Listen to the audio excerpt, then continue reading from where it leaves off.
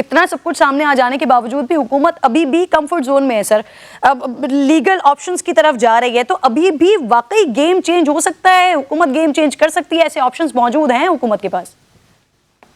देखिए, जब तक वोट ऑफ नो कॉन्फिडेंस हो ना जाए, प्राइम मिनिस्टर या हुकूमत वक्त हमेशा पावरफुल पोजीशन में होते हैं, उन्हें अपनी तमाम ऑप्शंस एक्सरसाइज करनी चाहिए। लेकिन बाबर अवान साहब ने 63(1)(a) के मतलब ए क्लॉज 1 और उसकी बी है, उसकी 3 आगे सब क्लॉजेज हैं, उसका जो हवाला दिया उससे मुझे इतफाक नहीं है। वो 2 मौके के ऊपर एक्सरसाइज होती है, एक वज़ीर आज़म के इंतखाब के वक्त और एक मनी बिल के ऊपर। उसके अलावा उसका इतलाक नहीं होता, और वो तब होता है कि जब आप डिफेक्शन कर चुके होते हैं, वोट कर चुके होते हैं। लोटाक्रेसी को पाकिस्तान में शाबाशी कभी नहीं देनी चाहिए, लेकिन इस वक्त एक रियलिटी है हमारे पास कि पीपल्स पार्टी के अंदर से एक, पाकिस्तान तहरीक इंसाफ के अंदर से एक ग्रुप टूट चुका है, और हमें तो रिपोर्ट करना है। वो अच्छाई बुराई बयान करें बाबर साहब, या क्यों नाराज़ हुए हैं, ये कहते हैं पैसे लिए हैं, वो कहते हैं हमारी बात नहीं थी सुनी जाती, हर एक ने अपनी अपनी कहानी बयान की है।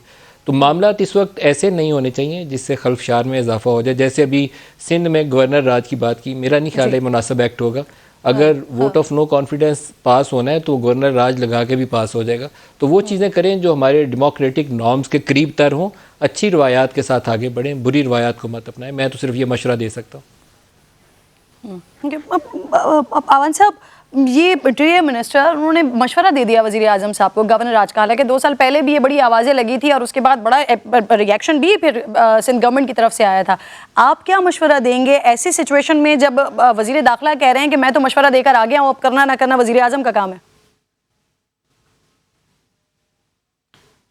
देखिए, मैं उससे पहले नदीम साहब ने जो कमेंट किया है ना जी, ये आइन ऑर्गेनिक फ्यूचरिस्टिक डॉक्यूमेंट इसको कहते हैं, ये नेशनल डॉक्यूमेंट है, और इसकी जो इंटरप्रिटेशन है वो हर शख्स अपने तरीके से कर सकता है। मैं जो पाकिस्तान तहरीक इंसाफ की इंटरप्रिटेशन है, गवर्नमेंट की इंटरप्रिटेशन है, और जो मेरे सिर्फ 4 अशरे मुझे वकालत में हो गए, मैं उनकी बुनियाद के ऊपर लॉ मिनिस्टर में रहा हूँ, मैं उसकी बुनियाद के ऊपर भी कानून बनाया, आइन को तरमीम की, अब भी कानून बना रहे हैं। 107 कवानीन तो अभी इस दौर में जब मैं दूसरी दफ़ा आया हूँ गवर्नमेंट में तो मैंने पास करवाए हैं, इसलिए जो मेरा छोटा मोटा तजर्बा है उसकी बुनियाद पे मैंने ये राय दी थी। दूसरा, जहाँ तक आपने कहा गवर्नर राज वाला, वो गवर्नर राज की प्रोविजन आइन के अंदर मौजूद है, आर्टिकल 112 उसके अंदर गवर्नर राज की प्रोविजन मौजूद है, लेकिन कोई फैसला सामने नहीं आया।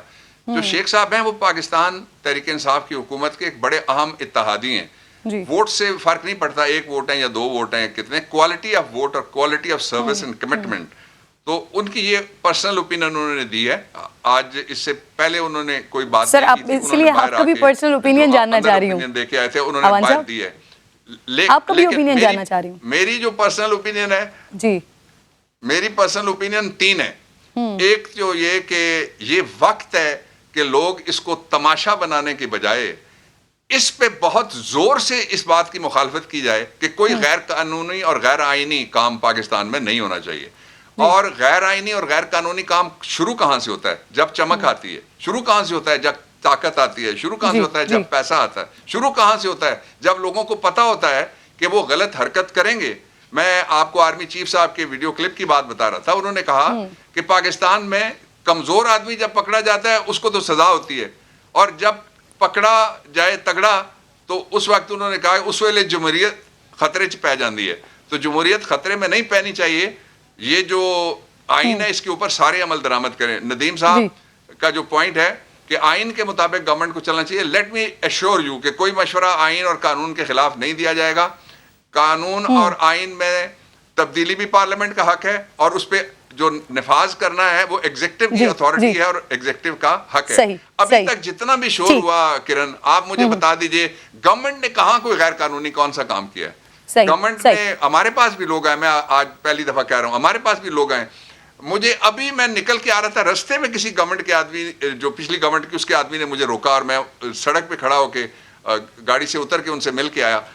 हमने कभी किसी को नहीं बुला के कहा कि ये नाम नहीं पूछती सर, नाम नहीं पूछती। एटलीस्ट मुझे नंबर्स बता दें, ऑपोजिशन के कितने लोग आपके साथ राब्ते में? जी साथ ऐड कर दें। एक सेकंड, मैं एक इंपॉर्टेंट बात रह जाएगी, मेरे ख्याल में टाइम आपका कम हो रहा है, वो मैं कर दूं।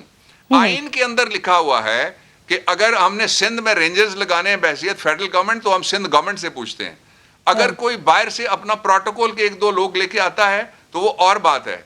अगर उनके पास असला है तो मुतलका थाने को बताएगा। मुसल्ला जत्था प्राइवेट हो, यूनिफॉर्म हो पुलिस की, या वो जो मौलाना साहब लेके आए थे डंडों वाले, उनकी आईन मना करता है कि जत्था कोई कर सकता हूँ इस तरह से नहीं तैयार किया जा सकता। यहाँ आना है अगर तो उनको पूछना पड़ेगा पहले। एक मिनिस्ट्री है बाकायदा, उसका सेक्रेटरी है जो इसको जी मलिक साहब प्लीज टैकल करता है। वो किस तरह लेके आ गए जत्था, मुझे ये नहीं समझ आ रही।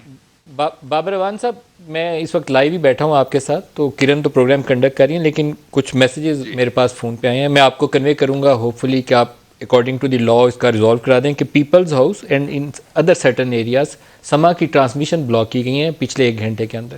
तो आई वुड जस्ट रिक्वेस्ट कि उसको जहाँ पे आप खुलवा सकते हैं खुलवा दीजिएगा।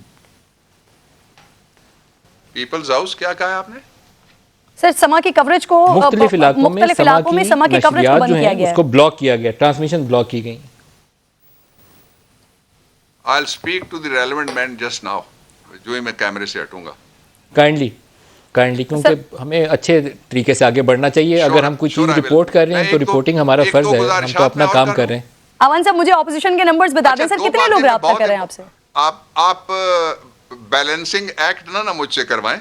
हम किसी को ना सौदेबाजी करेंगे, ना हम किसी को पैसे देंगे, ना हम किसी को कोई गैर आईनी काम करने के लिए गवर्नमेंट मजबूर करेगी। मैं ये दावे से आपको ये कह रहा हूं कि जितने लोगों ने शुरू के जमाने से लेके पंजाब में भी थे, मरकज में भी थे, कोई और पार्टी होती तो उसने इनका फॉरवर्ड ब्लॉक बनवा दिया होता। ये इमरान खान हमेशा एक ही बात कहते थे कि मैं वो काम नहीं करूंगा जो ट्रेडिशनल पॉलिटिशियंस करते हैं, मैं पॉलिटिक्स में इस वजह से नहीं आया कि मुझे कोई हुकूमत चाहिए। और वो बिल्कुल ठीक कहते हैं, अपने अंदर से वो बात करते हैं। मैं 2 बातें छोटी छोटी आपके सामने रखना चाहता हूं। पहली बात ये है कि हमेशा ये कहा जाता रहा है कि किसी इलेक्टेड प्राइम मिनिस्टर को चलने नहीं दिया जाता। आज कौन नहीं चलने दे रहा? हम ये नहीं कहते कि आप क्यों लाए, हमने नहीं कहा और ना कहेंगे। आप आए, हम आपके साथ मुकाबला करेंगे, जिस असद उमर कह के हम मुकाबला करेंगे, और इंशाअल्लाह अज़ीज़ मुकाबला हम आपको दिखाएंगे क्या होता है। एक सही। दूसरी बात यह है कि हमेशा ये कहते रहे हैं कि पाकिस्तान में पिछला दरवाजा चोर दरवाजा। इस वक्त कौन है जो चोर दरवाजे तलाश कर रहा है इक्तदार के? पीडीएम।